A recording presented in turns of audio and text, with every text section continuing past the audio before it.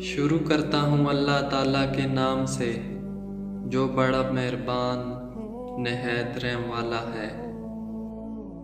دعائیں تو قبول ہی نہیں ہو رہی تو دعائیں مانگنا چھوڑ دو۔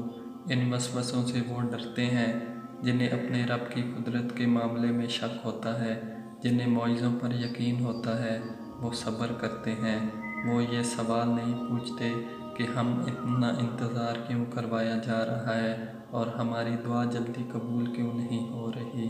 دعائیں اندیکھی ہوتی ہیں لیکن وہ ناممکن چیزوں کو ممکن بنا دیتے ہیں۔ معجزات کرنا اللہ کا کام ہے، ہمارا کام دعائیں، یقین اور صبر ہے۔ اگر تمہارا دل بار بار تم سے اس بات پر لڑتا ہے کہ ابھی ہار نہیں ماننی، ابھی تو اور بھی شدت سے اللہ پر یقین رکھنا ہے، ابھی آسمانوں سے دعاؤں کی قبولیت اترتے دیکھنی ہے، ابھی تو کن فیکون کی خوشبو محسوس کرنی ہے، تو جان لو کہ اللہ کی طرف سے ہمت آ گئی، بہت جلد معجزہ بھی آنے والا ہے۔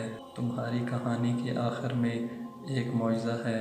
تمہاری کہانی میں من پسند شخص کا ملنا لکھا ہے۔ تمہاری کہانی جلد کن فیکون سے مہکے گی، بس تم اپنی کہانی لکھنے والے اللہ پر یقین رکھو۔ اللہ تعالیٰ کی دی گئی آزمائشوں میں خود کو تنہا کبھی نہ سمجھو۔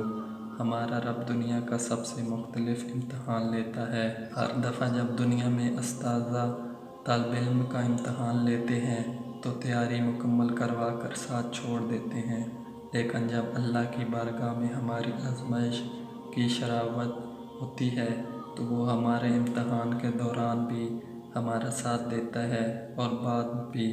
بے شک ہمارا رب ہم گناہ گار بندوں پر بڑا مہربان ہے، اور ایک دن تمہیں سمجھ آ جائے گا کہ اللہ کا تمہاری دیر سے نوازنا تمہارے حق کو بہتر بنانے کے لیے تھا۔